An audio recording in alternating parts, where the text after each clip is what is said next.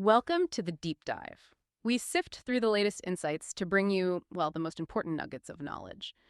Today, we're diving deep into the fast-moving world of artificial intelligence. We're looking specifically at the news, the really groundbreaking stuff from September 10th, 2025. Yeah, we've got a great rundown here from AI Unraveled. It covers, well, everything, cutting-edge wearables that honestly sound like science fiction. Then there are these major shifts in how the big tech companies are building their AI, new chip advancements, robotics, even how websites might start charging AI firms for content. So, our mission today, cut through the noise, Pull out the real business impact and try to get a handle on where AI is heading next. Get ready for some surprising facts, stuff that'll really get you thinking about what's next for you in this space. So, to kick things off, imagine a device that lets you communicate almost, well, telepathically. Sounds crazy, right? But it might be closer than you think. Let's start with something pretty remarkable. Alterego's near-telepathic AI wearable. This is a Boston startup spun out from MIT Media Lab. They've just shown off a device using AI to pick up on tiny movements, interpret silent communication, basically at the speed of thought, without you actually speaking. It's wild. It really is. Yeah. And what's so fascinating, I think, isn't just the mind control vibe, but how they're doing it. It gives you that BCI-like function without needing surgery or anything invasive. The headset, it uses these tiny cameras, right? And they detect really small muscle movements in your jaw, your throat, just when you think about speaking, subvocalizations. And it turns those signals into commands. The demo was pretty impressive. The founder was coding, texting, doing visual searches, even talking directly to other wearers using this thing they call silent sense. And they claim it works in noisy places, handles multiple languages, visual cues, even if you're just intending to speak but not moving. It makes you think of that Arthur C. Clarke quote, Any sufficiently advanced technology is indistinguishable from magic. Exactly. And this project, it actually started way back in 2018 at MIT. Yeah. But they only just spun it out as a proper company this year, the kind of things they're showing. You normally expect that from invasive BCIs, brain-computer interfaces that connect right to the brain. Doing it with just a wearable, that could really change how we interact with AI, with everything around us. Makes it much more feasible for everyone. Okay, so Alterego is kind of the far future vision, but we're also seeing moves in wearables from the big players happening right now. Amazon's jumping into smart glasses, right? Taking on Meta? That's right. 2 projects, apparently. One's for consumers, codenamed Jayhawk. Full-color display, one eye only, deep Alexa integration, focused on shopping. They're aiming for late 2026, maybe early 2027 for that one. And then there's Amelia. That's the enterprise model, designed specifically for Amazon's delivery drivers, give them on-screen instructions trying to boost efficiency, and they want that one fast Q2 2026 for internal use. It really shows the practical side, doesn't it? Immediate business applications, real productivity gains they're chasing there. And Apple's in the mix too, of course. New iPhone 17, iPhone Air, AirPods just announced. The Air sounds incredibly thin, great battery life. The 17 Pro gets the A19 Pro chip, fancy new cameras. But from an AI angle, what really jumped out were the AirPods Pro 3 updates. Yeah, definitely. 4 times better noise cancellation, which is nice. But the big AI bit is the Apple Intelligence-powered Live Translate. That plus some health monitoring features. It's a perfect example of how AI is just becoming embedded. It's almost invisible sometimes. It's not always a big flashy feature, It's becoming this background layer in our phones, our glasses, these thought interfaces, enhancing what's already there. Right, it's becoming foundational, which kind of leads us to the next point, how businesses are actually using AI. Let's unpack this. There's a big move from Microsoft that seems to signal a shift, maybe a more pragmatic approach in their AI strategy. They're apparently integrating Anthropic's Claude AI models into Office 365, alongside OpenAI's tech. Yeah, this is pretty significant. It's really Microsoft's first major step to diversify beyond that huge OpenAI partnership they have. The report suggests Microsoft actually found Claude's Sonnet 4 models worked better for making spreadsheets and PowerPoint slides. Better than GPT-5, apparently. And here's the really interesting part. Microsoft will probably access Claude through Amazon Web Services, AWS, which means they'll be paying Amazon, a direct cloud rival, for usage, even though they technically have free access to OpenAI's models through their deal. Wow, okay, that is interesting. Paying a competitor, it really suggests actions speak louder than, well, partnership announcements. Absolutely. Yeah. Microsoft's been pretty careful publicly about the OpenAI relationship, downplaying any issues. But moves like this, plus releasing their own in-house models, it shows they're being practical. Getting the best tool for the specific job matters more than just sticking with one partner. Especially, as OpenAI is also looking more independent, developing their own chips. that jobs platform that could maybe compete with LinkedIn. You might see more of this, rivals partnering up for specific AI needs. Blurs the lines a bit. And Anthropic's not just getting new partners, they're adding new features to Claude, too. File creation, Yeah. specifically. That sounds like it could really change daily work. Oh, it's a potential game changer for sure.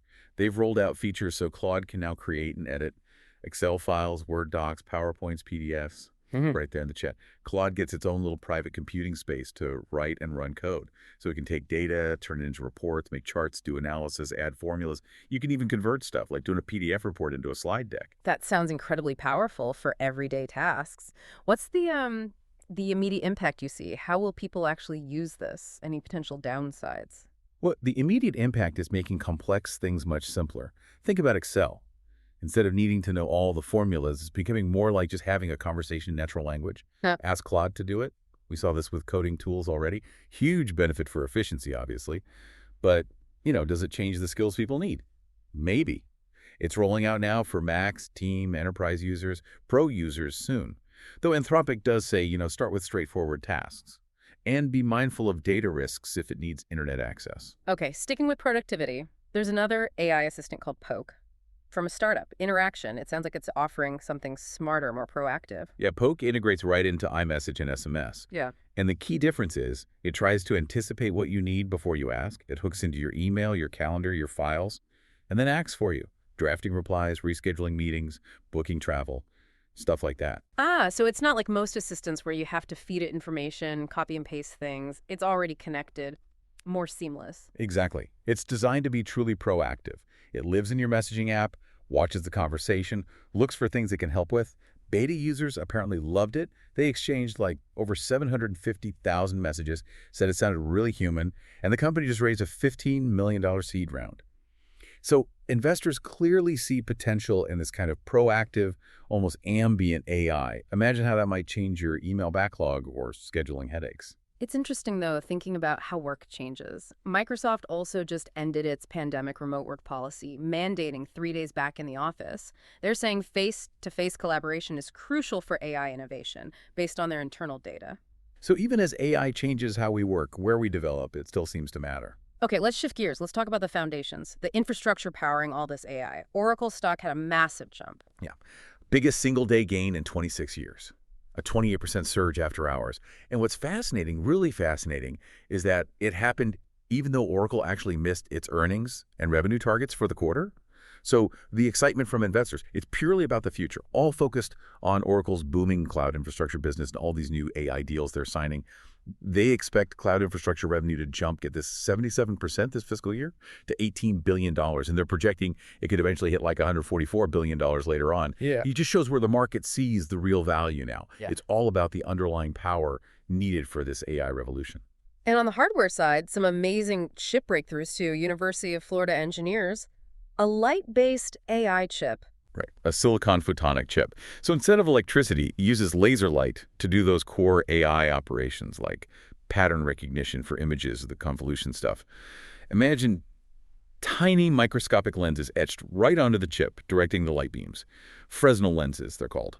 And this light-based method, it gives them a huge boost in energy efficiency, like 10 to 100 times better than traditional chips, while still being about 98% accurate on image tasks. Plus, it can handle multiple data streams at once using different colors of light, wavelength multiplexing.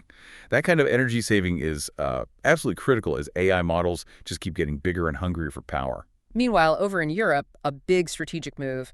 ASML, the chip equipment giant, investing $1.5 billion in Mistral AI, the French startup. Yeah, that's a huge deal.